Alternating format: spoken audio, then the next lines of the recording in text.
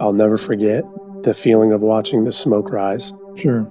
The silence from all of us watching it. And when I saw the smoke, I do remember that my first words were, oh no. We, the United States of America, employed many of these people. For 20 years, we were in Afghanistan. They knew that if the Taliban found out that they were assisting the United States of America, that the Taliban would murder them. Not just them, their entire family. And I watched them take off. What nobody knew at the time was that these people had climbed up under the gear. You couldn't see them.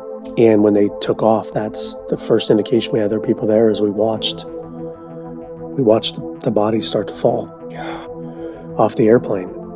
That is overwhelmingly how people serve and behave and believe. And I will go to war with anybody who doesn't agree with me politically, but who still loves the United States of America. And that is what we find in the United States military. All right. Well, what's up, Lynne? What's up, Joey? How you doing? I'm great. How are you? Pretty good. Very good. So I got a couple of things that I want to unpack before we're joined with Pastor T and Amy. So some Seacoast general ministry vision talk and then some podcast philosophy talk. Want to get your take. So the main guy on this episode is Alex Pelbath, who's a friend of yours. His wife is super close to you. Lyndon? Lyndon, yes. So see if you track with me here, interject or disagree. Seacoast public ministry when it comes to politics, we leave it alone. Doesn't mean all of our leaders don't care about politics. It just means we want to prioritize reaching the hearts of all people. And given how polarizing politics are, we don't ever want it to be a barrier from someone finding hope in Jesus. That's I true. Agree? Yep. And I'll say, as one who's been here for 20 years, I've seen both sides of the political aisle wanting Seacoast to chime in and talk about what both sides feel is politically important to talk about. Both sides are like, you need to talk about such and such. So, first of all, with Seacoast's approach that I just articulated and you vibed with as far as that's our approach, would you say that's a right and wrong? A matter of right and wrong with churches? I don't think it's a matter of right and wrong. I think it's a matter of what God has called you to do. And even when you look around the world, I think in certain cultures, you are only going to reach certain people. It's like Paul being all things to all people so that some may come to know the Lord, right? I think that the Lord positions people in a certain time, in a certain place, so that men will reach out and find him. And so I don't think it's right or wrong. I think it's what has the Lord called and equipped you to do in your context, and what parts of culture has he called you to speak into and influence. And so I think for our house, we're doing it, and it's not wrong. I think for another house that is engaging in political discussion publicly, I can't say that that's wrong. How they do it, I think like how you engage matters, but for sure. I don't think there's a right and wrong in that. Yeah. So Seacoast has been around since 1988. The podcast came along 34 years later. So anything that hints of political affiliation, it really makes me a little bit nervous because I know how deep this conviction runs with our founding pastor, Greg Surratt, and then our lead pastors, Josh and Lisa. So I'd say this podcast in general, and this I really want your input here, it does fall in line with that conviction as we don't collectively get political and we never try to sway our listeners in any way, one way or another. But with this podcast, the conversation is the actual goal. Yeah.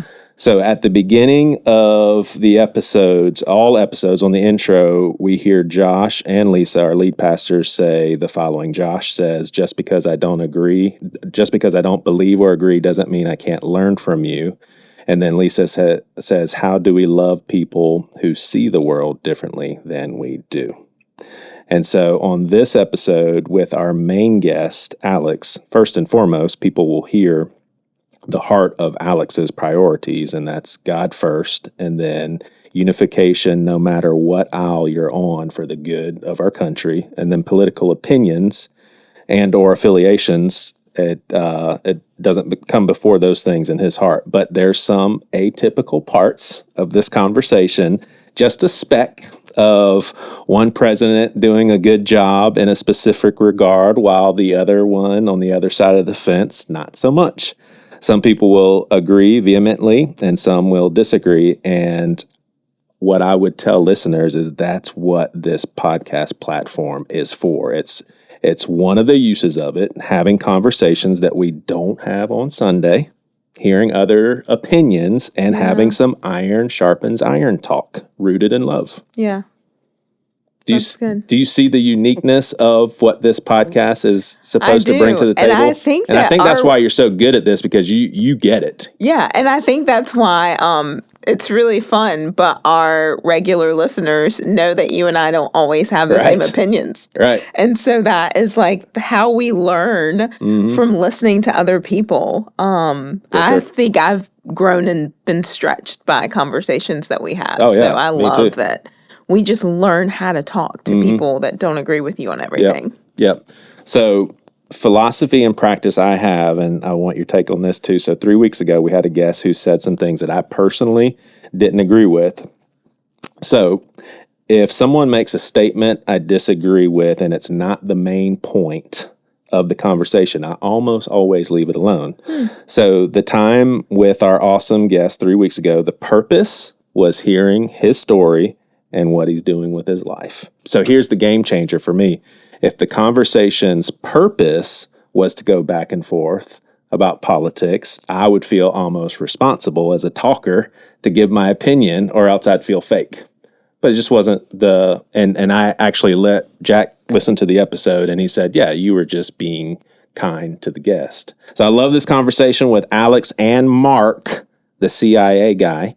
It feels like a military episode. It's a lot about military. I love that we get to talk a little bit about everything. I love these guys, and what a story Alex brings to the table. But first, it's going to be me, you, Pastor T, and Amy talking about meat in heaven, panhandling, and then accents that make you sound smart. It's going to be great. Oh, we're on air. We on there, people. Wow. Yep. Welcome to Real Talk. Yeah. That was... Listeners, we were just talking about some sensitive race issues that we halted once we saw the on-air lights. You notice I got ready to say something, and I looked to the left, and I was like, nope. I'm going to stay till the end so we can finish that one. So for those of you that don't know, this podcast studio is nestled right in the middle of the counseling center. And so basically this building is kind of shared: podcast studio, creative office, accounting office, counseling center. And there's actually a light that we can see on the inside of the studio that says on air. And there's also two lights, I think, outside that signifies to people that we're on air. And honestly, it just looks cool. It doesn't matter. It's not like sounds of people out there is going to pick up and hear. Yeah. But I got a sweet email that I'm going to read on air before we get to talking, you three. Peggy wrote the podcast and said, I'm writing regarding the podcast, particularly the latest episode, I think, regarding Sharon Hottie Miller. She says, I used to live in Charleston and attended Seacoast. It's been about 5 years since I've been there. Anyway, I thoroughly enjoy all the podcasts. Makes me so homesick for Seacoast, but this one was especially good and touched me. I ordered her 40-day book. I will just say that you guys do wonderful jobs on the podcast, and I love you all. So Peggy loves you guys. Oh, thanks, Peggy. Love you, Peggy. I'm glad it's blessing you. Yeah. And we do now with you reaching out, because I had to get that email from someone who manages emails at a higher level. It didn't come straight to me. We do have an email now in the show notes on all of our episodes if you want to reach out and even ask one of us a question or just give a shout out, and maybe we'll talk about what you send on the air. But I would just love to hear from you in general. But Lynn, check this out. So we've talked a little bit about this room right down the hall. It's got a sink, it's got a fridge, it's got a coffee maker, it's got kitchen stuff. And a table and a chairs. table. I used it as a break room a little while ago. Because it is. I use it. Lynn always calls it a break room. I'm like, ain't nobody takes breaks in that room. Yes, they do. But I I had a conversation with Kate Perkins. Tell me what she's senior financial officer. I just know she's in accounting. She's amazing. Yes. With a very cute accent. Yes. And Sarah Roselle, HR. who's in HR, and Pastor Mike Morris. And I got a couple of ideas for this podcast talking to those daggum people in the break room. Yeah. So I'm going to start calling it the break room. He now. refused to believe that it was a break room. Well, I mean, you don't see people taking breaks that much. And I will say that if I wasn't so I hydrate like crazy when I'm here all day because that is filtered water. Do you know that sink is filtered water? So I go and take advantage of that. Yes. And so Sarah and I were talking initially, and then I just sat down, and then Kate came in there. If there wasn't conversation already going in there, nobody would have taken a break. We all took a little break. That's nice. People go and sit down and eat their lunch at that table. People as in Lynne Stroy. No, I've never, because my office is right next to it. But I go in there. My office Other people do. Yeah, I usually eat while I'm working. I should take a break. You should. I should take a break. Mm-hmm. You should. Yeah. I'm going to take a break next You're supposed time. to legally. Yes, HR, I am taking breaks. Edit this part out. Someone's got don't email about that. Hey, so I brag to those three people because I feel like I'm in church family, and you brag to family, and it's not like an annoying brag. I guess we would have to ask them if they were annoyed. But check out this news that I got. I am going to be 49 years old in August. Wow. And I just found out that my cardiovascular age is 28. Oh, high five. Nice. I was like, wow. I was thinking maybe like 38, but 20 years? That's amazing. So I actually, kind of a shout out to, did I write it down here? I want to find Whole out. Heart Family Medicine. So the lead doctor over there is a Seacoaster, and I found out about them because our lead pastor, Josh Surratt, was approached by her one day, and she basically, I think she said, hey, I would really love to work with you and keep you from having a heart attack. And it didn't mean, hey, I can see that you're unhealthy. It was that they specialize and they go way in depth with health stuff. They, take tons of tests, tons of blood work, and they tell you exactly what you need more of in your life and the levels of exercise and all of that. Did you have to run on a treadmill and stuff? I did a bike test with all that stuff on me. Yep. Nice. Yep. We should all do that. We should take the podcast in there and all. Ooh, we could do behind the scenes. Yeah, behind the scenes. Yeah, and I was thinking about trying to get them. T's not in. We're gonna T's not in. We are He's here. like, nah. That to him sounds like a polar bear. Pretty close. Pretty stinking I just close. think it'd be fun. We can sub Roy out for me that day. All right, so you guys mentioned Kate Perkins, and I think you said she had a cute accent. Yes, Well, I told her that her accent gives her a head start just in general in life. And she's like thinking, what do you mean? And I'm like, I talk to you and I automatically think, oh, she's smart. She's smarter than me. Oh, yes. She knows everything. What is it about super, and here's the thing is, it's would you just say a British accent? She's from Australia. Australia. It's I'm sure it's just a normal Australian accent, but it sounds when she speaks, it's like a polished accent. But I'm sure it's just an accent. I know, but anything to me, in it's the like South so sounds smooth. awesome. Yeah. I wish I had Anything one. other than our country South accent. Yeah, just like a country would. Yeah. Yeah, isn't that crazy that there are some people that talk like Kate Perkins who are dumb, and there's some rednecks from South Carolina and Mississippi who are smart as That's how can they be. sound. Yeah, it doesn't have anything to do with it. Yeah. But for the record, Kate is very smart. She is. yes, She she is. smart. She I'm keeps glad us you straight clarified financially. that, 'cause I was like, did you just call her? He did not. He did not. He did I not. did He not. did. And she's funny, too. She has a great personality, doesn't she? Yeah, She's very fun. yeah, for sure. Well, T asked me what we were going to be talking about today, and I told him meat in heaven and panhandling. Meat Panhandling. In heaven. Okay. Yeah. Not Okay. M-E-A-T, but M-E-E-T. M-E-A-T. No, M-E-A-T. M-E-A-T. The choice the choice meats. Yes. As the scripture says. Okay. Did we talk about this before? I think we did. I think we did, Yeah. but some subject areas are worth resurfacing. All right, so let me read a passage to you. Well, first of all, let me ask y'all this. Do y'all think, and we're speculating because we're talking about freaking heaven, do y'all think that there is any death in heaven from the animals all the way to the humans, to plants, to trees? Is there death? I don't think there is. I think that that is the past. There's a new way where there's only life. I don't think trees die. I just think there's no death. I don't think that there's any death, and the trees are always bearing fruit. Right.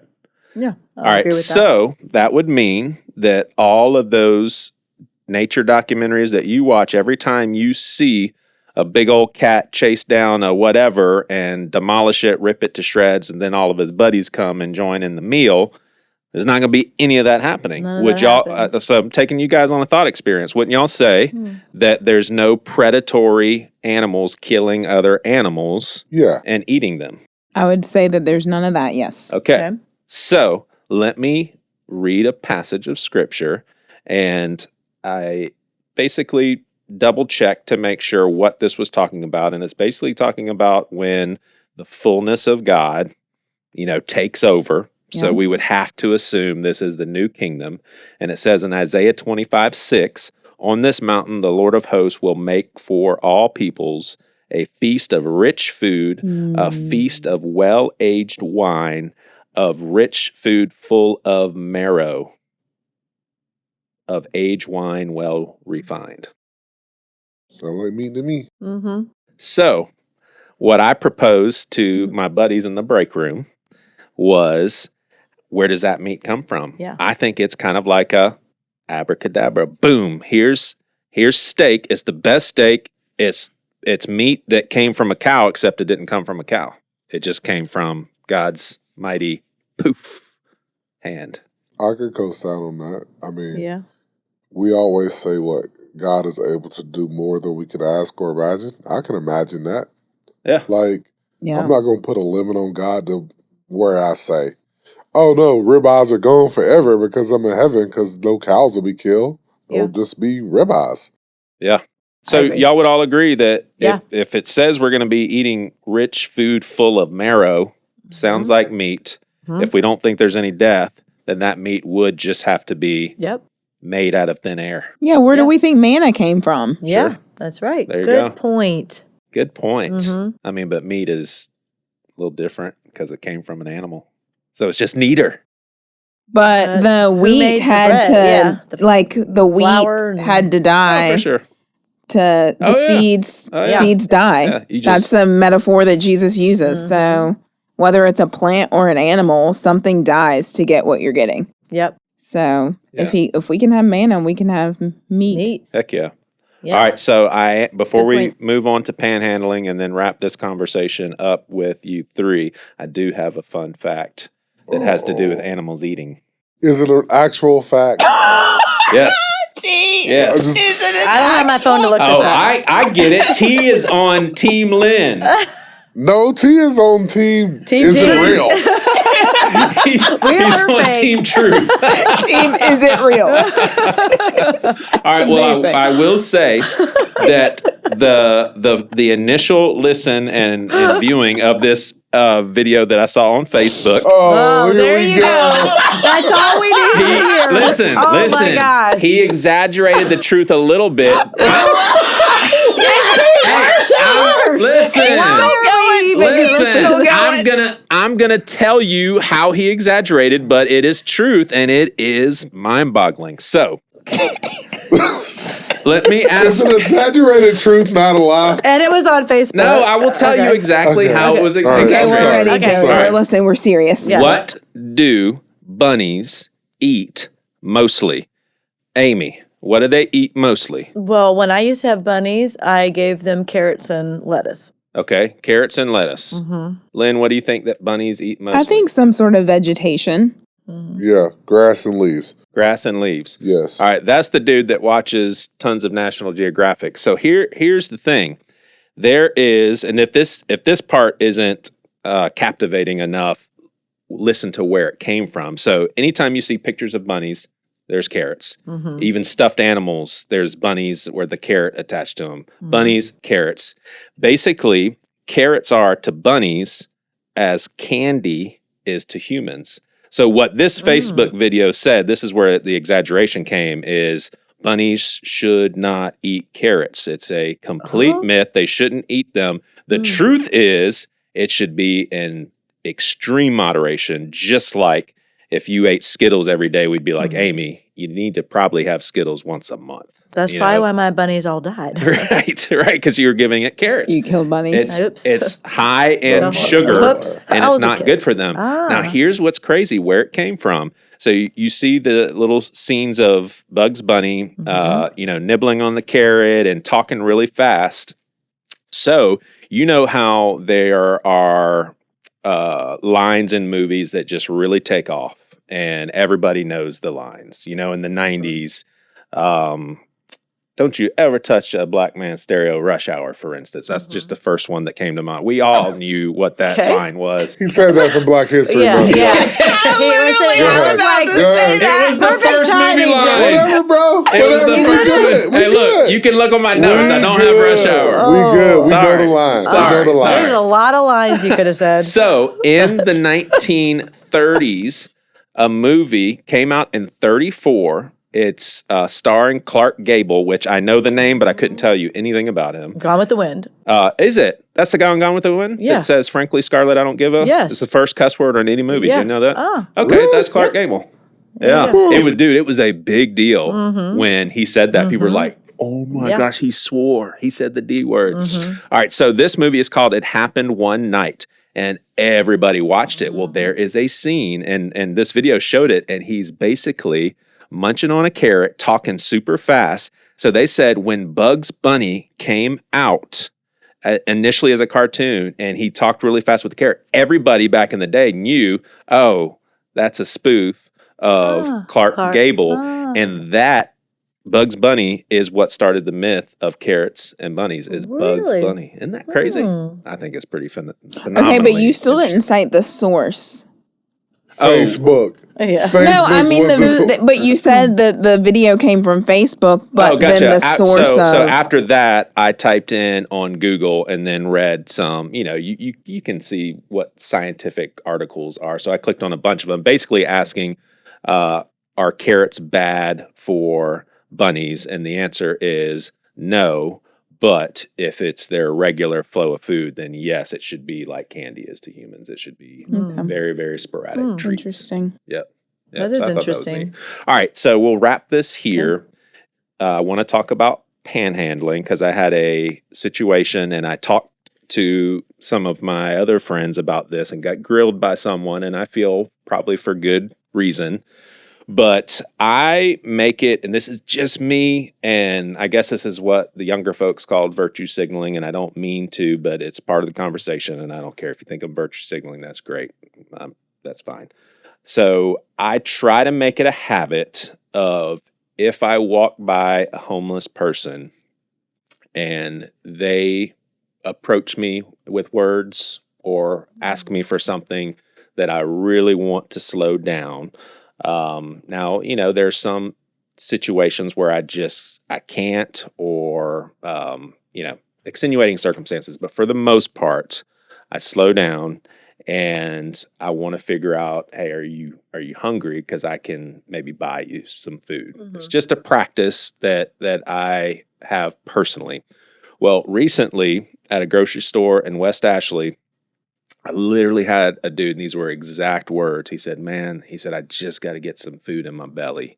He said, I'm homeless. And he said, that's my girl right there. And can you help us out? And I said, well, I can buy you some groceries. And he said, okay, great. And he, kind of motioned to his girlfriend or wife or whoever it was, you go into the grocery store. So first and foremost, and this will sound very judgmental, and I don't mean it that way, but for me, the reason why I slow down with homeless people and ask about food, because for me, it's like the elementary level of our faith. Like the dude literally told me, need food in my belly, and all I can think of is, when I was hungry, did you feed me? It's just kind of just like that's the bare minimum, as far as Jesus followers. If somebody says I'm hungry, and we're like, yeah, sorry, and I had the means, to be able to do something about it. Here's where my friend grilled me, and I get it, but I was in a hurry. I think I was on the way to one of my kids' extracurricular activities. And so I made the decision to buy a gift card from, and I think it was a Visa gift card from the grocery store, and just said, here you go, take this and buy whatever groceries you need.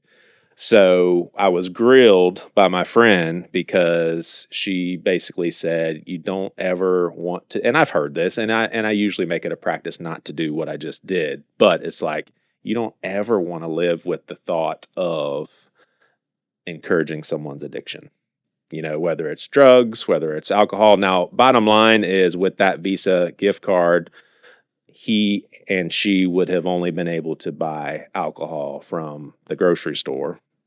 But there is part of me, though, that I feel like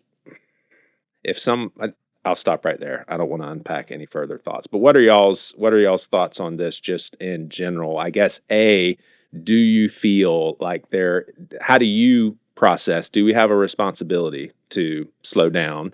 And B, did I make a pretty significant blunder with the gift card? I don't think you made a blunder. And here it boils down to discernment in every situation. I can't make a blanket statement that I can never give a homeless person cash, because the reality is, if they have an addiction and they want to get drugs or something, they don't need cash to do it. They can trade for other things.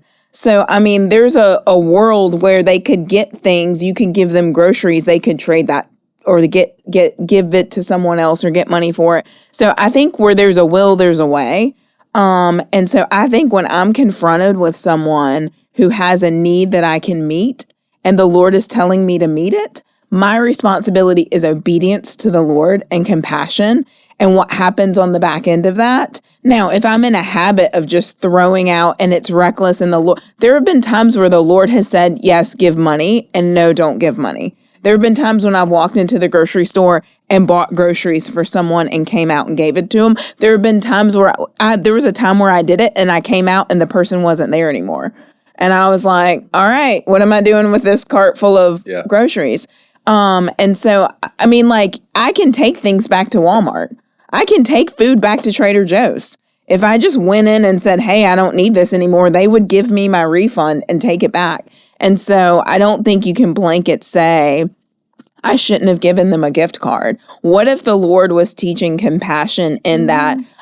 What if he didn't want you to go in and choose it? Because sometimes it's like, hey, I want you to eat, but I also want you to have what you want. Right. Like, just because you've fallen on hard times, like, some people, there are more homeless people than we think that they are, and they don't look what we think that they do. Yeah. And so there's this perception that everybody who's homeless, it's because they don't work, they don't have a job, they're not hardworking, all of this, and that is not true.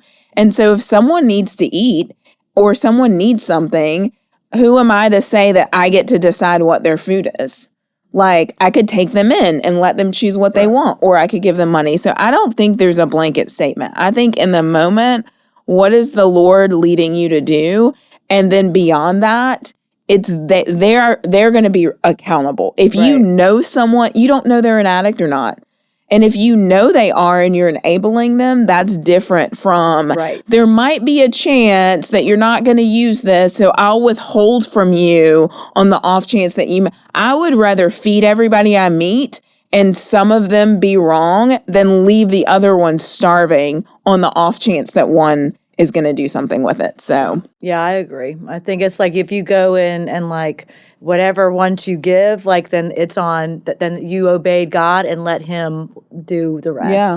Because you're right, if you just always punish everybody there's real people hungry and need help, and that's not, I don't think that's God's heart to be like, oh, I got to think of all the things that they may do with this. Like, you just do it if you felt called to love on them and give it however way you. I mean, the fact that you were busy and still gave them a gift card, like, most people would just say no because they can't. So I feel like that was huge. And God, I think that was something God would love to see, like his son helping another person out. So I slightly disagree.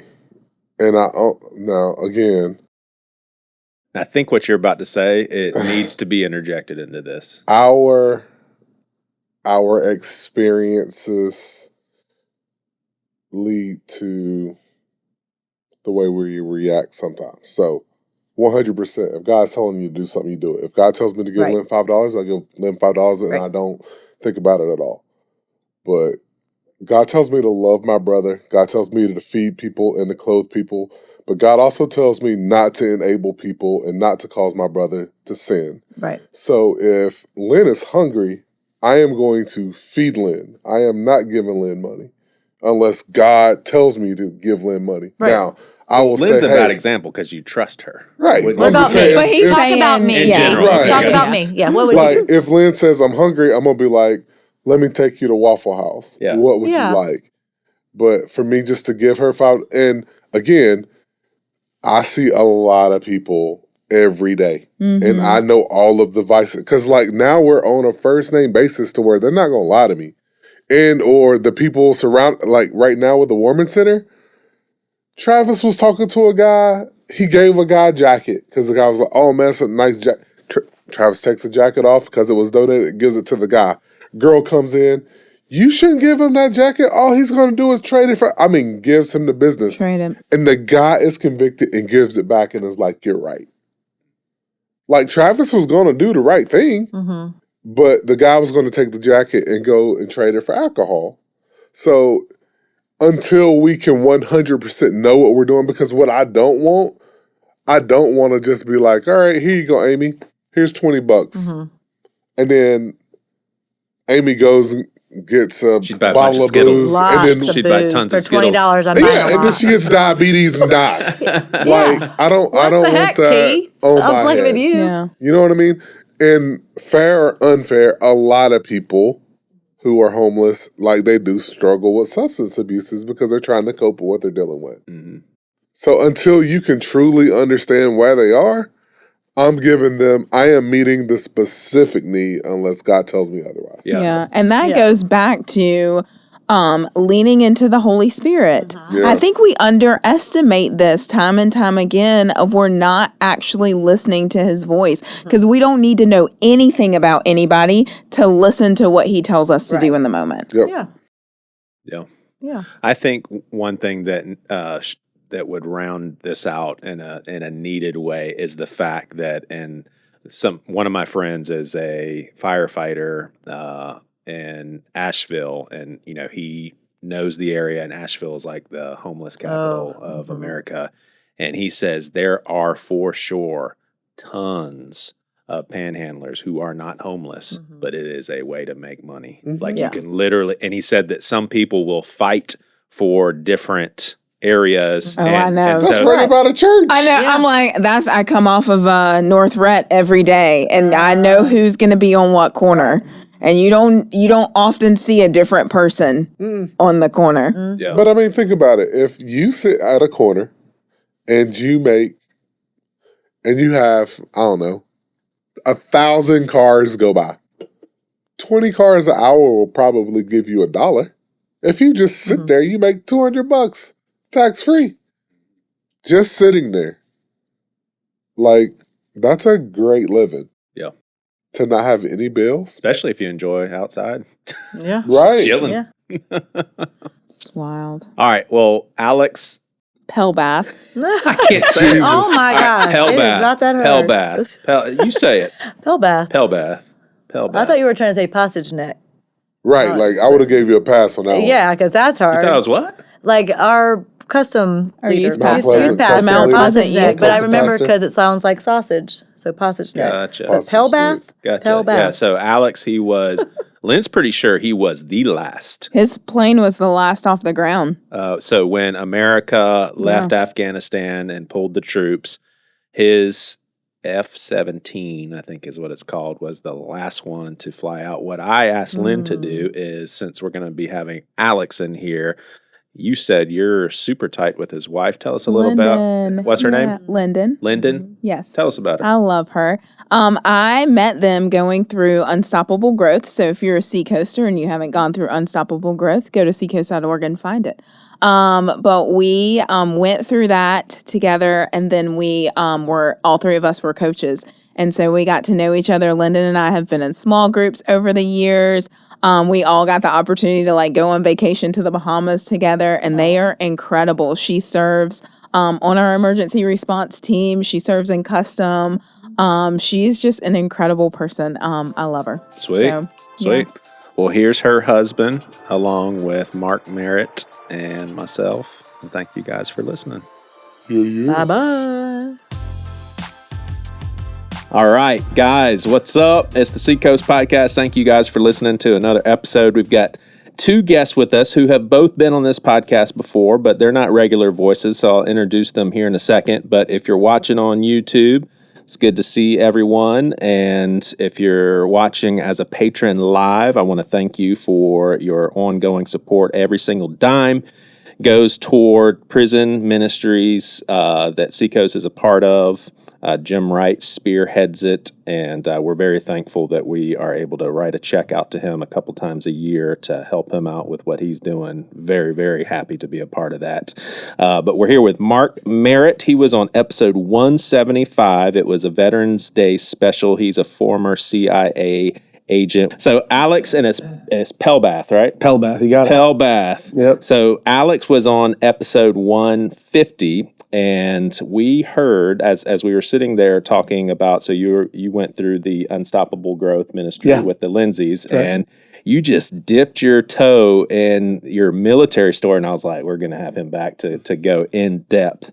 And so the story that you're going to hear, and just correct me if I say anything wrong, but you were the last pilot to fly out of Afghanistan on a C-17. You got it. Yeah, he helped me with the C-17. The last time he was talking about helicopters. I had to explain a few things to him. Vegematics versus jets. There's helicopters there. There was a little difference there.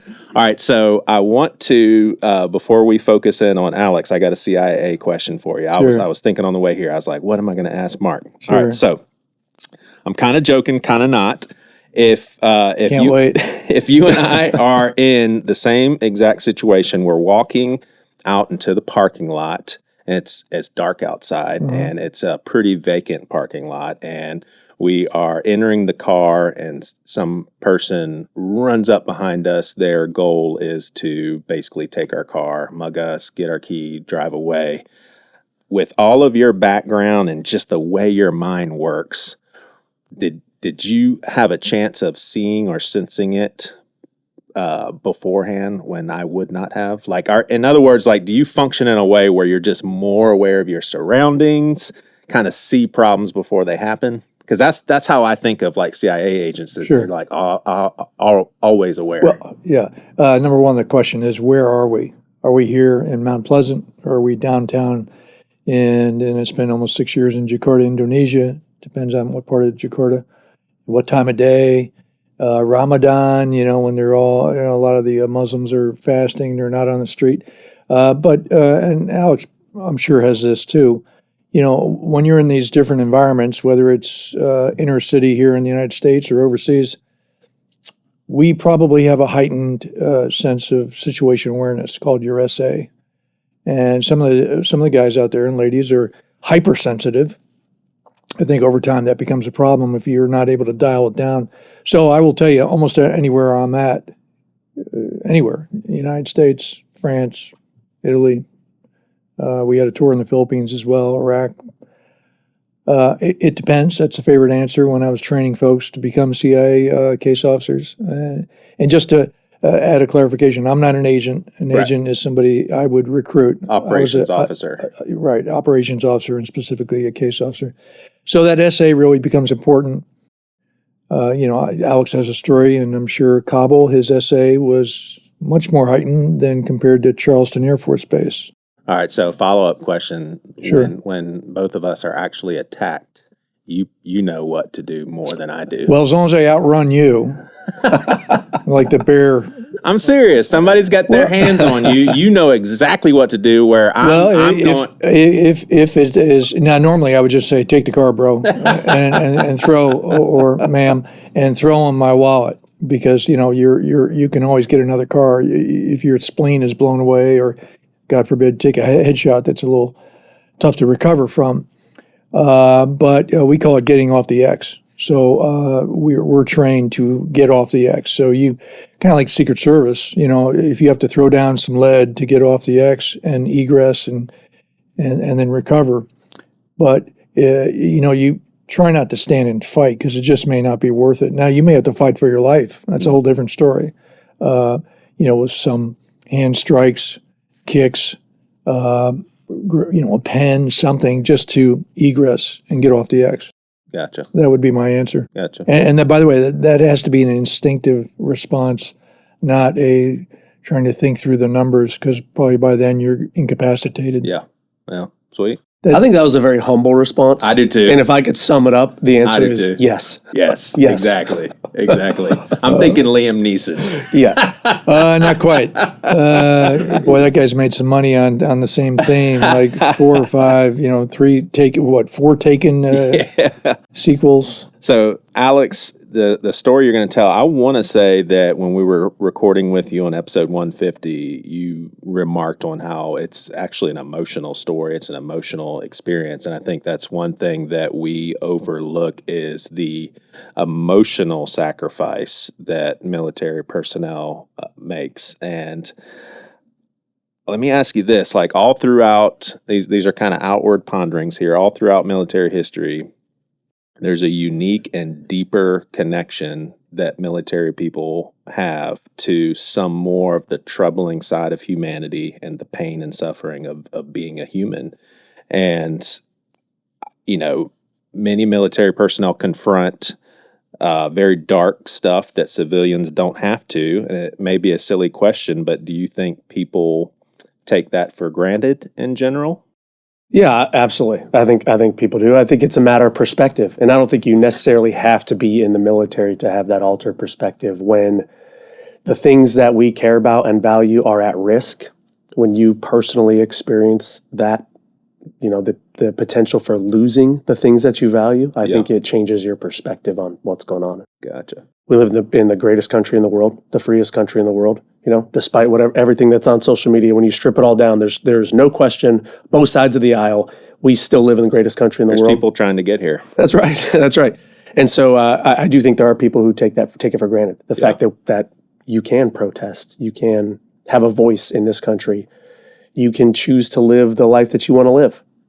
Right? There are no restrictions on freedoms in this country at all. Right. So when did you join the military? Was it right out of high school? Yeah, I went to the United States Air Force Academy. And you're a Seacoaster, by the way. You're highly involved around here. Yeah. That's certainly part of the story, certainly at the end and what we're doing now. But yeah, I went to the Air Force Academy. I graduated in 2001. I got there on a wrestling scholarship. Nice. Of all things. Nice. I'll tell you. I have 3 uncles on my mom's side. All 3 of them were state champs wrestling. Oh, wow. Pretty good. Yep. You better behave. Wrestling's a pretty tough sport. Yeah. Yeah, and it's certainly not a lifetime sport, but mentally it's a lifetime sport. I mean, when wrestlers meet other wrestlers, there's just something different. It's a pretty challenging sport for sure. So I did that. I went to the Air Force Academy on a wrestling scholarship, and then graduated 2001, went to pilot training, started a 22-year career from there. Gotcha. So when you pilot train, is the assumption that you are likely in war situations, you're going to have to actually be on the aggressive? Like, well, what's the expectations there? No, it's tiered. So when you first go to pilot training, I mean, what the Air Force wants, needs, and requires of all of us is you focus only on being a pilot. That's it. You got to shut everything else out, actually. I mean, it is a 1-year hardcore master's level program where we're doing 12-hour days every day in academics, right? You have to learn about the airplane you're flying. I mean, by the time we're done, by the time you get into the cockpit for the first time, you can draw from memory the entire electronic system of the aircraft you're flying. That is the type of training that the Air Force expects from you. Of course, so that when something happens in the air, you understand what is happening with the aircraft, right? And you're able to respond appropriately. So it's a year of learning to be an aviator. Yeah. And then you go on, then you wind up in an airplane and a combat airplane somewhere, and then you start learning tactics and all those other things. Gotcha.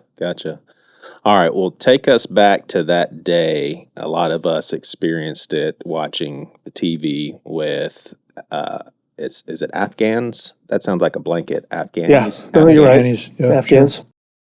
Hanging off the airplane. I would say it's safe to say didn't want you guys to leave because obviously they want to go with you and they are risking their lives to do it. I want to say some of them did die. Sure. The first day, yeah. Yeah.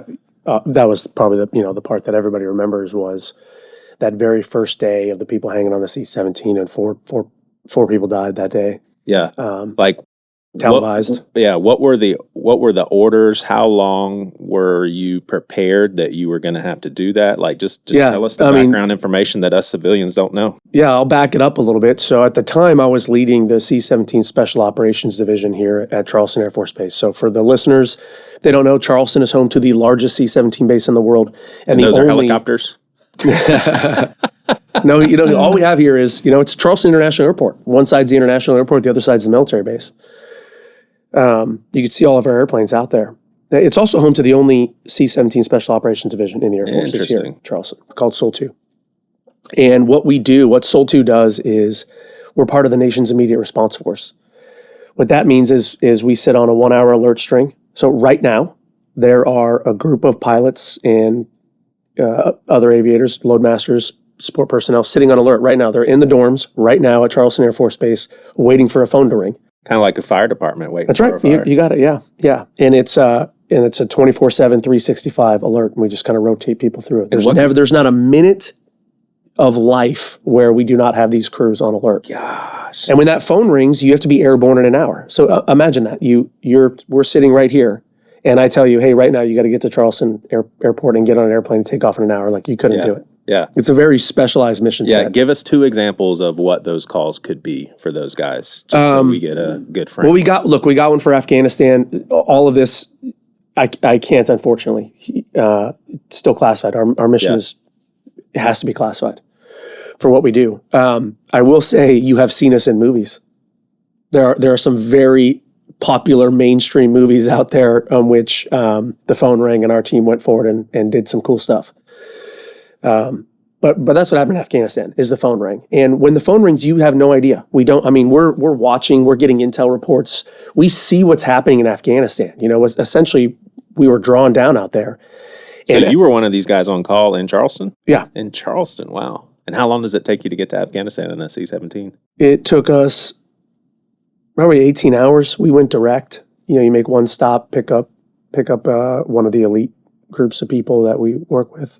And we're essentially the delivery force. Yeah. I don't want to put us in the same level as, some of these guys who kick down doors and shoot bad guys in the face. Right. That's not us. We're highly specialized tactical air delivery vehicle, essentially.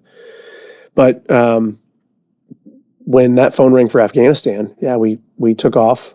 We did 2 air refuelings. So we took off. We do an air refueling over the East Coast. Then we did another air refueling over Europe, and we can literally get anywhere on the planet by doing these air refuelings. That took us all the way into the theater. And this was before the chaos that everybody saw. We had gotten an intel report. Well, we saw something was going to happen. Okay, the Taliban had reached the outskirts of the city of Kabul. My opinion is, what I think the administration was fearing was another Benghazi attack, right? We have an embassy there. We had an ambassador in the embassy. We still had Americans there in Kabul. And the Taliban, this, very sophisticated terrorist organization, right? These aren't just thugs. These are smart people who run a government. They're running a government right now. Well, their forces had reached the outskirts of Kabul, and I think we were fearing what could happen, having no idea that what happened was what was going to happen. Yeah.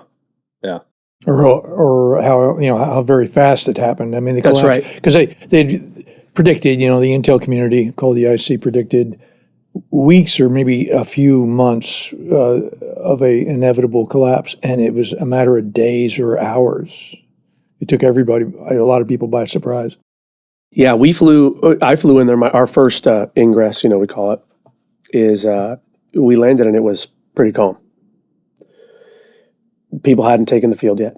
And as a matter of fact, like we just sort of started, my team, the special ops team, we weren't doing evacuation operation stuff. We were doing this very specialized tactical mission. But on our way out, we've sort of delivered the force that we deliver, and now I've got empty jets, and somebody comes out to us and says, hey, can you take all these people with you? And they were all interpreters, all Afghans, all interpreters. They all spoke English, very orderly. Here's a scenario that I could see that had kicked it off. No way to prove this, but this is a plausible theory, is we fill up our airplanes with these guys. And as we leave, they've got cell phones. Third world country, but they've got cell phones, every single one of them. Hey, I just got on an American airplane. I'm out of here. The Americans are leaving. Yeah. Well, here's what the population was feeling at the time. We, the United States of America, employed many of these people. For 20 years, we were in Afghanistan. They knew that if the Taliban found out that they were assisting the United States of America, that the Taliban would murder them. Not just them, their entire family, right? This is a terrorist, extremist organization. They would murder you and your entire family. So these people knew, and the Taliban's right there, right outside the city gates. If they find us, we're dead. So thinking that America was leaving, all at once, maybe they get a text from one of the guys on my airplane that says, I'm out of here. It caused a mass panic amongst the populace. And that's what America watched. And this was like right after. Okay, so just I'm a little punchy here. So you actually had the translators. You let them in.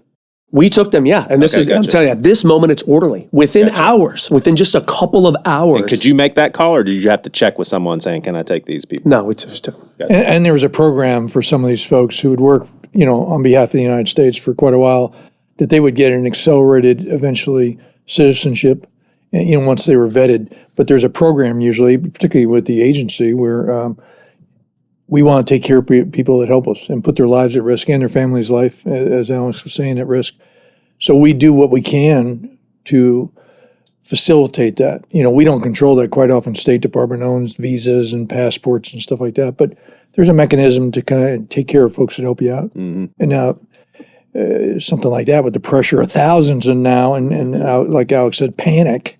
Mm-hmm. Some of those protocols get thrown out the window. Yeah, and you do the best. What we should have said, we should have told the Taliban. We were in communication with them. They had meetings. Right, you got to go back to President Trump is the one who ordered the withdrawal from Afghanistan. But we have a term for it. It's called an orderly withdrawal, conditions-based withdrawal. Right, we're going to do it on our terms. We have a way that we do this. Just let us leave, and then when we're done, we'll turn it over to you.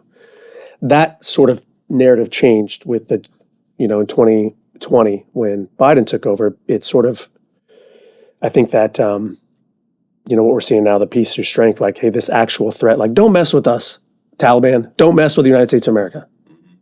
You're going to get your country back. We're leaving. We've been here for too long. That sort of forceful narrative went away from us and we became very passive. What we should have said was, Taliban, you're not allowed in Kabul. You're not allowed in this city. Go park yourself in the mountains. Go stay in your caves, wherever you came from. You can come in when we're gone. But that's not what happened. They literally entered the city, and that's what caused like that mass panic instantly, which we did not see coming and we're not prepared for. Because these civilians are afraid of the Taliban. Yes, sure. Yeah. Them, and we're talking, the overwhelming preponderance of people we evacuated, 124,000 people end up coming out, is young families. Okay, these are young military-age males who are working for us. They're married, and they got 3 or 4 kids. I saw so many little kids under the age of 10. Those kids are going to get murdered. Gee. So we could have prevented it. We didn't. So this is sort of what happened. Why it caused that panic, and the panic was they all came so Kabul is set up just like Charleston International Airport. Military on one side, the international airport on the other. Well, the military base is secure. The international airport is not secure. So that entire populace came from the international side. I mean, literally, there's not even fences over there. And they rushed the airfield, and this is then what America saw. We had just landed from that opening mission that I talked about. So we're watching this happen now, and we had airplanes on the ramp that were doing normal loading, just like very normal stuff. They got overrun by people. we had actually, I think one of the greatest decisions made, and we'll never find out who this leader was, this great hero was, but we saw the people coming, and we established like a skirmish line, we send out the people with guns to sort of protect the military base, and somebody realized that's not an enemy over there. Civilian population, the last thing we need is a panicked, 19-year-old with a gun squeezing a round off. That could have been one of the greatest tragedies for America ever. So we collapsed that and got, took that threat from us out of there and the threat from the civilian populace, and they overran the field. And this is now what America's watching. The Afghan civilians are filming this live from their cell phones. And then I think what people also forget, so we watch that, the whole thing happens. They climb on that C-17. The C-17's taken off. By the way, the two young guys right here from Charleston, two of my younger guys flying that airplane. And then all of us there, we watched as. So you're in it. Your young guys are flying it. I'm not in this airplane. Okay, gotcha. No. We landed already, and but I'm watching, and I didn't even know it was them. I didn't even know it was my guys until they landed. We're watching them be surrounded, and I watched them take off. And what they didn't know, what nobody knew at the time was that these people had climbed up under the gear. You couldn't see them. And when they took off, that's the first indication we had there were people there. As we watched the bodies start to fall off the airplane. And we don't need to get into it here. Unfortunately, it's more gruesome than that because not everybody fell off the airplane, and they're flying 35,000 feet and whatever. I mean, it was tough what that air crew went through, what those guys went through. Here's what people forget: that was the first day. That was just day one of what then kicked off a 17-day chaotic evacuation operation of us experiencing things that we had never experienced before. And this is a combat zone. And we're experiencing things we had never before experienced in our lives. It was a wild and chaotic 17 days. Yeah. You were there the entire 17 days? Entire. First in, and then at the very end of it, I was the air mission commander. And I flew the So last when the airplane gate blew up, remember when the ISIS-K or somebody lit off the IED at the gate? Abbey Gate. Abbey Gate, yeah. What, 8 Americans, I think? 10? August 26th. Yeah. Worst day of the evacuation. Sure. This all started August 15th. So this is the middle of it now. It's August 26th. Unfortunately, an inevitability. And I'll never forget where I was standing. I'll never forget the feeling of watching the smoke rise. Sure. The silence from all of us watching it. And when I saw the smoke, I do remember my first words were, "Oh no." And then we just started praying. I just started praying. Yep. I started praying for a low body count. Yeah. And it was 13 Americans who were killed, but dozens more wounded. Sure. Seriously wounded. And so you said that you guys encountered things that, you had no experience in. Was it just more of the same? Civilians trying to get out? No, let me put this in perspective. So we end up establishing like this operation. A C-17 normally holds 102 people, like in its normal configuration. You can put more on there. Well, that wasn't going to get it done. 124,000 people. We had to be out of there by August 31st. By the way, this was part of the problem, right? I think basic military strategy is don't put an end date on a military operation, and don't tell the bad guys your plans. And we did both of those things. So this is what the military is dealing with. So 100 people on an airplane is just not going to get it done. So we ended up flying almost 500 people on every airplane. Floor loading, we call it. No seats. Literally, we just shoved these people on. They sat Indian style, on the floor. One big cargo strap across the whole row of people as a seatbelt. Dang, so y'all evacuated tons of people. Sure. We evacuated 124,000 people. It's the largest airlift evacuation in history. Largest airlift evacuation in history. Uneducated.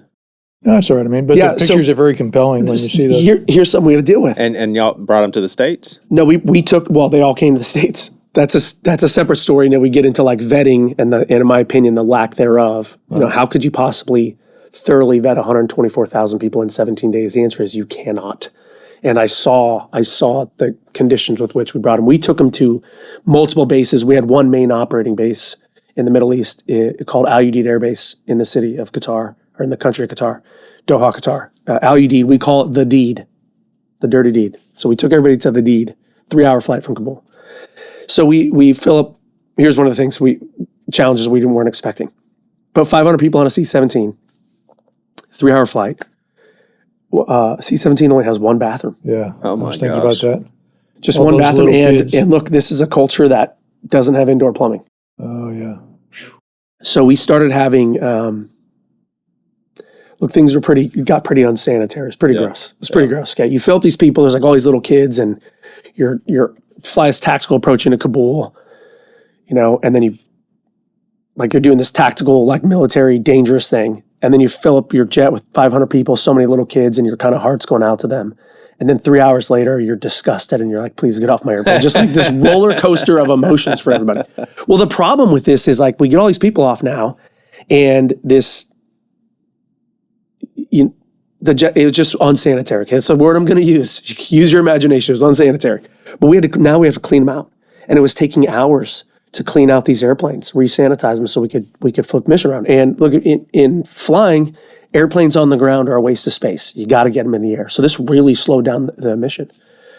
And so how do you solve this problem? Like, you're in a combat zone and you're dealing with like 500 people and a toilet overflowing, just gross stuff like that. Well, I came out to my airplane one time, and there was this picture taped to the door of the bathroom.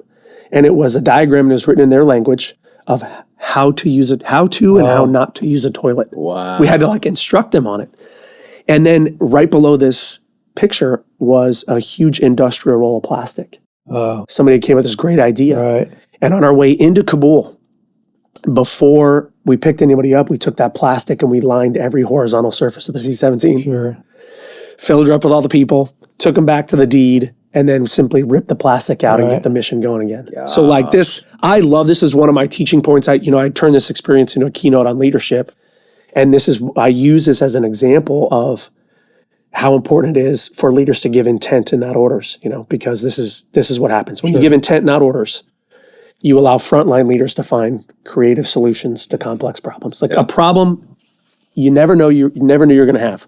So no general solved that problem, right? That wasn't direction from a general. Yeah. That was somebody on the front lines like, hey, didn't know we were going to face this weird problem, but here's a solution. So after And some of the solutions come up from very junior ranks. Absolutely. With some really smart folks out there. If you give them the freedom to surface up those ideas, you're amazed sometimes. I mean, General George Patton has a famous quote: "Don't tell people how to do their jobs. Right. Just tell them what to what the do mission and is. let them surprise you with their ingenuity." Right. General George Patton.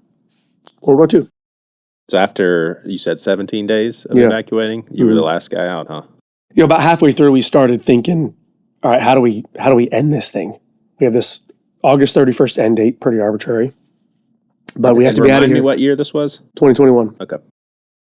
So 20-year anniversary of September 11th. 9/11. That was one of the big motivators, that it had an artificial end date on it because of an anniversary that was coming up. It wasn't like we had, I think, military or political limitations on. We could have moved that to the right, I think, with not a lot of problems, but we were fixated on that date. You're absolutely right.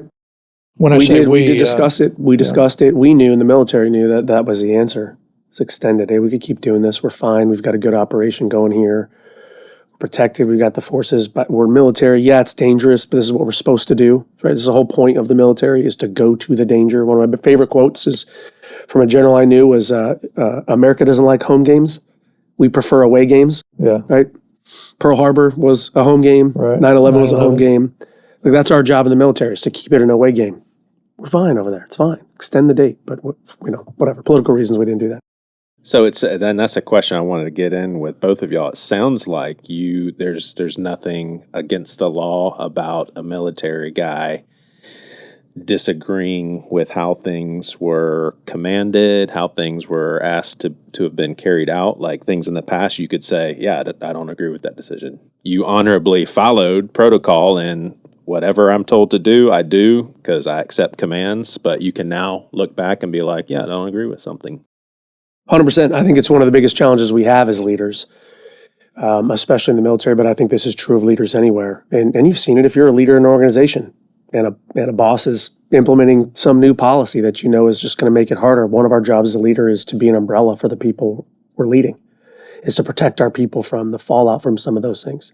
while at the same time carrying out the order that you're given. So very specific line we don't cross in the military. We're never going to do anything illegal, immoral, or unethical. All right, if it's not one of those three things, then you're going to carry out the mission. And Afghanistan was one of those things. Was it poor decision-making based on political motivations? Absolutely. But that's why we have leaders in the military, to go execute that to the best of our ability. And from a military standpoint, I'll never back down from this. This is what I watched out there. Was one of the things I'm most proud of, is watching how many young people were able to find a way to execute under those conditions. I mean, this is, aircraft commander of a C-17 is in their 20s, early 30s. These are young people executing, and watching them be able to operate in that environment, I think, is an amazing testament to how great the American military is. Yeah. And you always have an option in the military. So, as Alex said, if it doesn't hit any of those three limitations, your choice is either to salute and carry it out, or, and we don't see this too often, but you could resign. I saw that in Japan a lot, where they have a culture that the executives, I think, bear the shame. And, I remember conferences, interviews, folks will take a deep bow, kind of in shame, and then they'll resign. Mm-hmm. That's the honorable thing to do. We probably don't do that enough.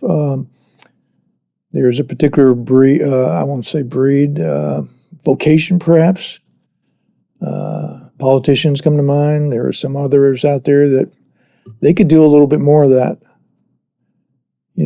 resign. We did have a guy in Afghanistan he was home. He's a Marine lieutenant colonel who was a commander. Oh, yeah, I remember his name's Stu Schellenberger. He spoke up after the August 26th bombing that killed the 13 Americans. I think 10 of them were Marines. And he spoke up, and look, he's smart enough to know that by speaking out, he didn't resign, but you're getting fired. Well, he's court-martialed. He got fired. He got court-martialed. So he's at like 17 years in. He's only got 3 away from pension. Yeah. I think that wrong has been righted now, thankfully. But I remember being over there, and I think this is one of the challenges we have as leaders as well. So I remember seeing this on the news, that he spoke up, and I knew immediately, all right, he's getting fired, and he knew. Right. This is like making a statement here, standing up for what you believe in. And I remember being a little bit envious and him saying words that resonated with me. But I'm a forward commander, and there's a very significant difference. If I had, or any of the leaders forward, had done what he was able to do, you're letting your people down. Okay, they're going to remove me. They'd have no choice but to remove me from that command position and replace me with somebody else, which is going to screw up the mission. Especially when you're dealing with high performance teams, like the team matters, and so to remove a leader of a team would be very challenging. And so I remember thinking, like, okay, obviously that doesn't apply to us here. This is one of the roles of a leader, is to sometimes not, we don't have the privilege of being able to speak up the way that we can. As a matter, you can't even talk to your people about it. Okay, I'll tell you, there was a very specific point where I had to have this discussion with some of my pilots. It is 2 days before the bombing. And I think we'll probably get into it a little bit here, but this is one of my motivations for running for Congress now. Why I'm running for Congress is this moment. And it's about August 24th. We had just got done flying. We're back at the Dedham in the Chow. It's like 2 o'clock in the morning. And we see on the news the Taliban commander is on TV. And we had been talking about extending the end date. And the Taliban commander came on and gave us, United States of America, an ultimatum. He said, nope. America will be gone by August 31st. That's a line in the sand. You will be gone by August 31st. It just kind of ticked us off. Sure. Like, since when does a terrorist organization dictate to us, tell the United States of America what to do? No way. Like, we better see the president on TV tomorrow reminding the Taliban of who they are, a terrorist organization, and who we are. Well, we did see the president. We did see Biden on TV the next day, and he agreed with the Taliban. And just, that level of frustration while you're forward, it spoke volumes to us. The president for us is our commander. It's commander-in-chief. So the takeaway for us was, all right, our commander doesn't have our backs. Like, here we are suffering through this. We know the answer to alleviating this stress. He won't do it. And things are going to get worse before they get better. And freaking 24 hours later was the bombing. And so just watching political leaders, leadership matters. Okay. Leadership matters. Yeah. And so now having to talk to the guys about like, guys, that is outside of our span of control. There's nothing we can do about it. Head in the game. We've got a mission to do. Focus on the mission. Yeah, that's unfortunate. If you were to have a commander forward fired too, the impact on morale would be terrible. And it would probably be a detriment to your mission capability. So it translates to the readiness and your ability to get out and fulfill your mission when your morale is getting tossed out the... Absolutely right. Yeah. Yeah, anybody who's been on a high performance team, they know that changing up a team, the leadership has significant impact. Yeah. And by the way, you can push back to some point, and you generally find your left and right boundaries based on your personal relationship with your higher echelon, they call it. That is such a great point, because you can push absolutely back. True. And the recommendation is you push back in private. You don't want to have a conversation with 300 of your troops. They're in an auditorium raising a very uncomfortable question with a general officer or somebody in the command chain above you. It's just not appropriate. Because the answer you'll get is probably going to be very negative, and then you're going to be called aside, or maybe even publicly humiliated. But so you push back to the point you can, where it makes sense. And again, your amount of pushback will be dictated by what you're pushing back against and who you're pushing back towards. But at some point, it's roger that, sir or ma'am, and you drive on. Again, nothing immoral, illegal, or unethical within those parameters. You got it. It's not always easy, though. You could have nobody is going to tell you as you go in the military that the smartest person or the wisest person, Solomon, is always going to be your boss. And so there's a book that came out decades ago called The Peter Principle, where perhaps folks that should not be in that higher rank or leadership band are in fact there, and you have to deal with it. So in the agency business, whether you're working against an asset or we call it developmental, there's a verb that a lot of people are uncomfortable with. When you become a case officer, you end up using it a lot, whether you're comfortable or not, and that word's manipulation. You manipulate.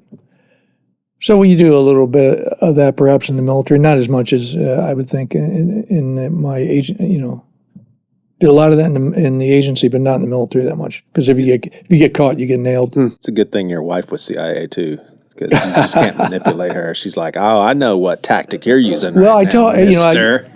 I trained some special ops folks, and there are some folks, whether it's going through their childhood and adulthood with the earbuds on, and I'd say, "Did you never get a date? How did you convince that person to go to the movie you wanted to go to?" So yeah, you probably did a little manipulation. But there are some folks where you have to start with the basics. Okay, man, take these out, ask an open-ended question, maybe listen more. Yeah. All right, I got a question for both of you. Then I'm going to make a little statement that I wrote down, and I want to get y'all's take on that. And then I want to hear more about you running for office. But I think y'all said immoral, illegal, and unethical. Those are things that I told you guys going into this conversation that I am a military supporter, and I'll get into that here in a little bit with the little statement that I wrote down. But there's also horror stories as far as things that have happened in the past. And let's just face it, when you have a huge organization, there's always going to be people that do not operate morally, ethically, and legally. Would you guys say, in your experience with the people you've rubbed shoulders with, et cetera, that's less common than what a lot of civilians would think, because of, something bad happens in the military and it's all over the news, and it leaves a sour taste in a lot of people's mouths? Would y'all say it's not as common as what people would think? That most people do serve honorably? Yes. That's been my experience, and I've been fortunate in that.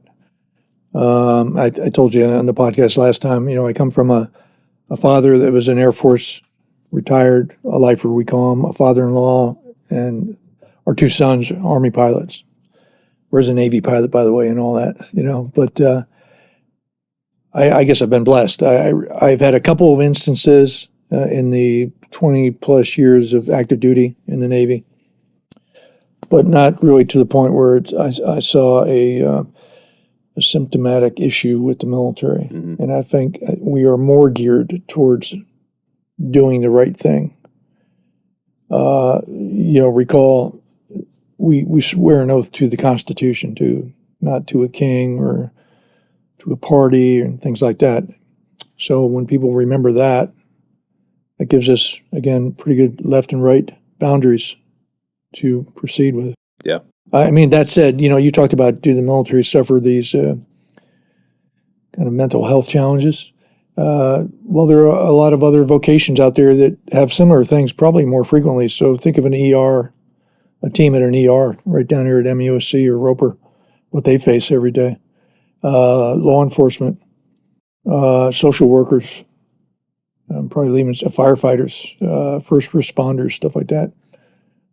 Those are probably the symptoms they feel are probably very similar to what the military, certain aspects of the military go through. Yeah. I agree with that as well, that we do not have in the military a challenge at all with people acting legally, morally, ethically. I think the social pressure is to act appropriately in a great way, to be loyal to your friends and to the mission and to put others before yourself. Service before self thing's real. Those are words we use. It's one of the Air Force's core values, service before self, and we don't like to talk about that, but people do believe that. And, there's that old adage that there's no atheist in a foxhole. I think the updated version of that is there's no politics in a foxhole. There's no politics in a cockpit. I've served with people on both sides of the aisle. I'm running for United States Congress as a Republican. One of my closest friends in the world, he is a brother, is on the other side of the aisle. And we rarely agree on political things except for this one end. And that is we both want the best for this country. And that's really where I draw the line personally, is if you don't want the best for this country, you're not serving America. Because in order to wear the uniform, most of us are wearing the uniform because we believe in defending America and American values, what this country stands for. Overwhelming majority. There are some, I think, who do it for a paycheck, for other reasons. Small minority. And even if they join for those reasons, they find the brotherhood, the sisterhood in the military to be very real. And that's how we refer to each other, is brothers and sisters. Mm-hmm. Like, guys are my bros, And most of us, the one thing we want on our tombstone to say is, when I'm gone, is he was a good dude. Yeah. Yep. That's it. He was a good dude. And that is overwhelmingly how people serve and behave and believe. And I will go to war with anybody who doesn't agree with me politically, but who still loves the United States of America. And that is what we find in the United States military. That's cool, man. I like hearing that for sure. All right, so here's my little statement, and then so my dad served in Vietnam, and obviously I was I wasn't even born, by the time it ended, but you see how it's depicted on movies, and you hear the horror stories of guys that were over there seeing the worst of the worst, experiencing the worst of the worst. They come back to their country and they're spit on. And, that, considering my dad was out there, that's just like, it doesn't sit well with me. But what I wrote down is military should always have our deepest support. Men and women are just carrying out orders at worst. At best, they're keeping us all safe. You can disagree with a war or wars. That's human nature to have differing opinions. But bottom line, there could be a time when military has to step in to keep you safe. And you aren't going to have to do it. Military support thus in some way should have support from everyone. Amen to that. You agree? Yes. Nice. Sure. Yeah. There was some of that in Iraq too, where we, I remember seeing protesters, one of the places I was stationed, on an overpass, and they had signs, but it was always support the troops, not the war. Yeah. Support the troops, not the war. There's a big difference between now and Vietnam. Oh, yeah. Support the troops, not the war. I think the American public has gotten better, and they understand the difference now. So, you don't necessarily, and there are a lot of folks, frankly, in the agency, Oh, by the way, I don't speak for the agency. I forgot to mention that caveat. I speak. I'm going to edit that out just to trouble you. Yeah, these are all personal opinions. Okay, so I don't want any of my CIA brothers and sisters coming after me. Yeah, one area I'd like to see your statement apply to more is law enforcement, and specifically right now with ICE, Immigration Customs Enforcement. What people forget, regardless of how you feel about immigration enforcement, is that these are regular people wearing a uniform, doing a job they've been doing a very difficult job. I see a lot of parallels to the way they're treated, to the way Vietnam vets were treated. You're going into very difficult situations. You're doing a law enforcement function that is, by the way, legal. Is legal what they're doing. And it's not to excuse the fact that that people make mistakes and that we may not, that everything was perfect with it. I mean, big mistakes. Yeah, but these are regular people. Okay, these are people with families. They are Americans. They're not. This is not. They're painted at this like massive nefarious group, just like Vietnam vets were. And Vietnam vets were drafted. Yeah. Forced to go over there and then come back and get spit on. And this is how bad it is. Is ICE agents have to wear masks. They have to wear masks because they're getting doxxed, because they're getting death threats to them and their family. Like, there's the only reason. And they're just carrying out orders. They're just carrying out orders. I mean, that to me is a huge problem. So I wish the statement that you just made, which I love, I see that was also applying to ICE and law enforcement. Tell us about running for office. What are you running for and why? I'm running for United States Congress in Nancy Mace's open seat. So the first congressional district here, right? 6 counties in the Low Country. And Nancy Mace is running for governor now. Not something we plan to do. I just retired from the military a little over 2 years ago now.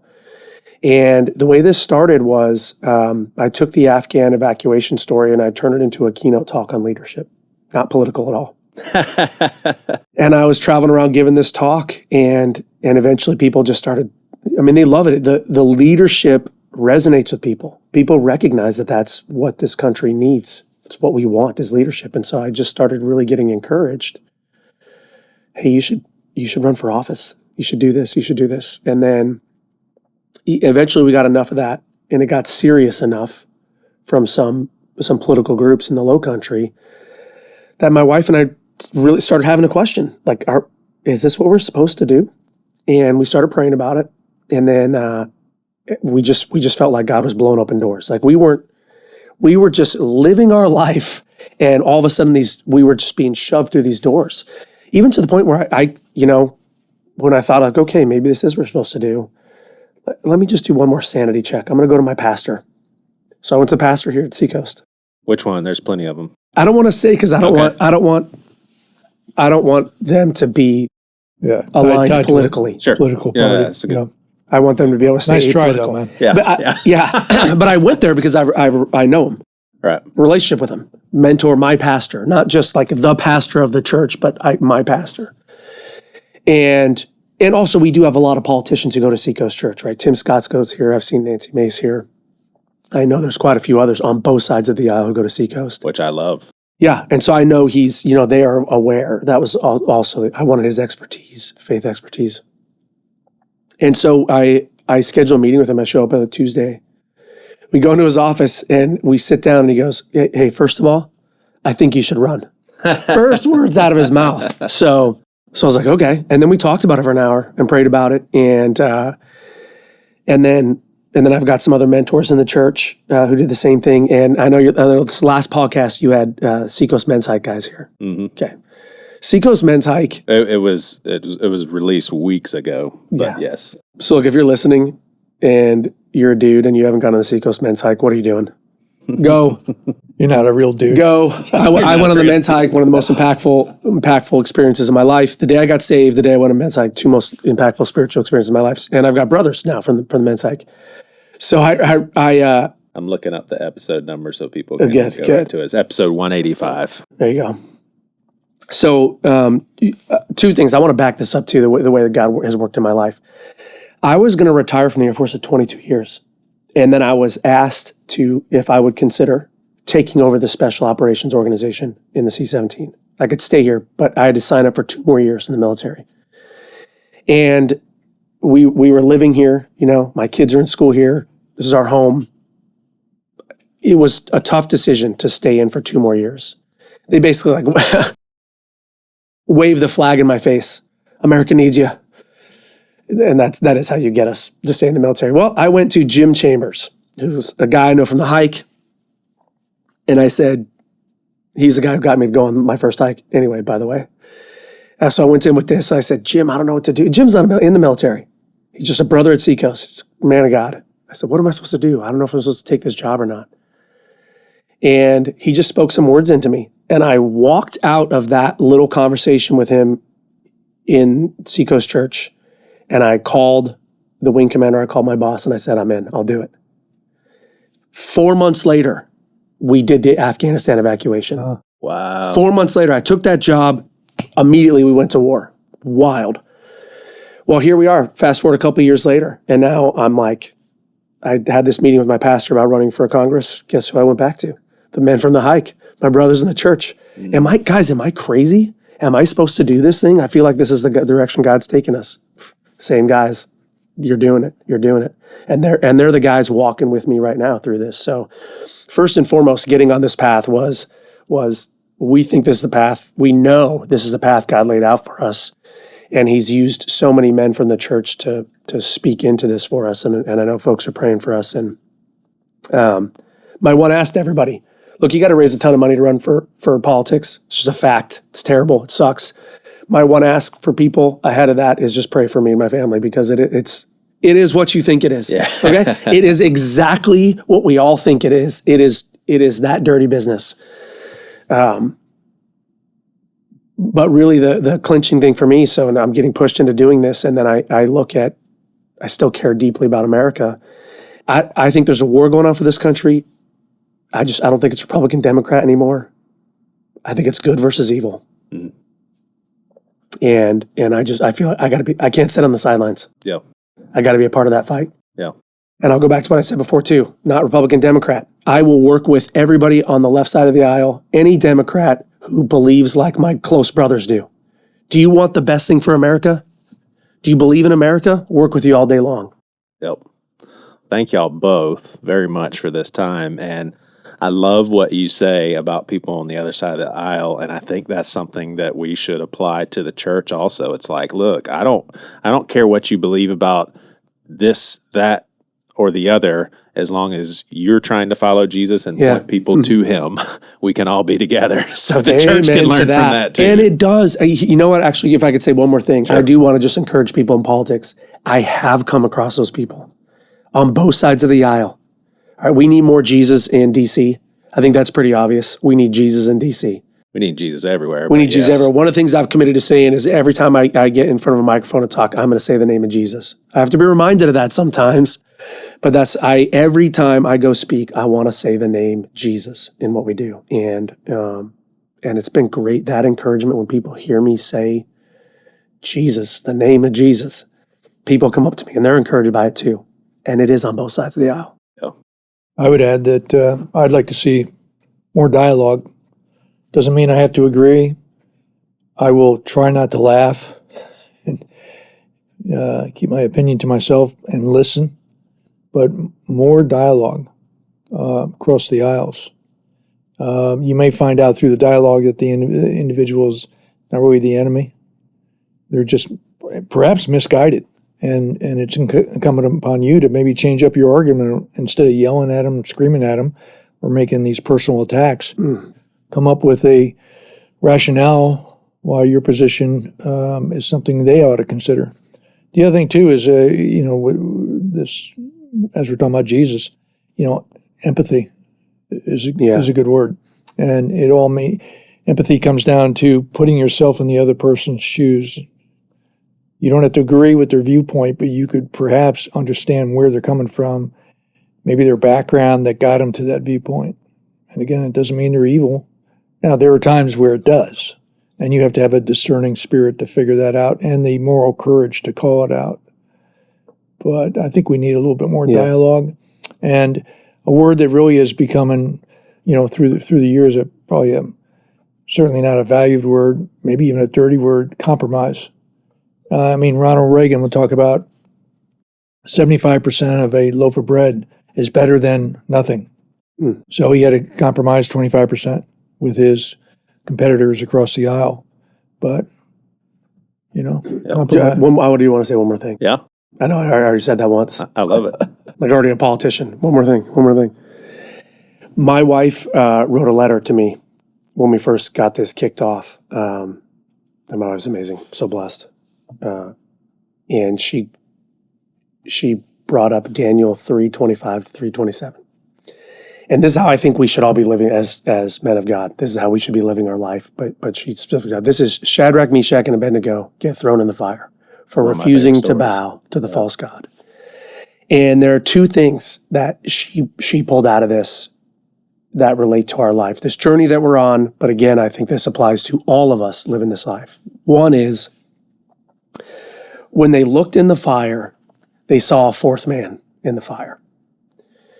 And the second thing is when they came out, what 3:27 says, Daniel 3:27 says is, not a hair on their body was singed, and they didn't even have the smell of smoke on them. Mm-hmm. And she said, we are getting thrown into the fire.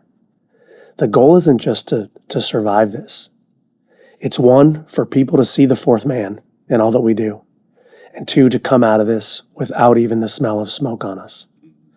That's the verse we're carrying through the election process, and I think all of us men leading lives and leading families and leading businesses, I think that should be tattooed on all of us right there. Yeah. Let's not just survive this life. Let's make sure we get to meet Jesus without even the smell of smoke on us. I love it.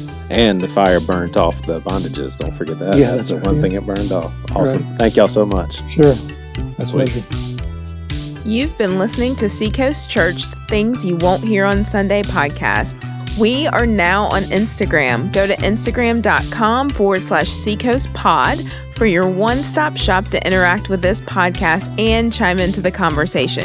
You can also be a patron of the podcast and receive exclusive content and live feeds of our recordings. All of your support goes towards Seacoast ministry efforts and local presence. All of this information is in the show notes.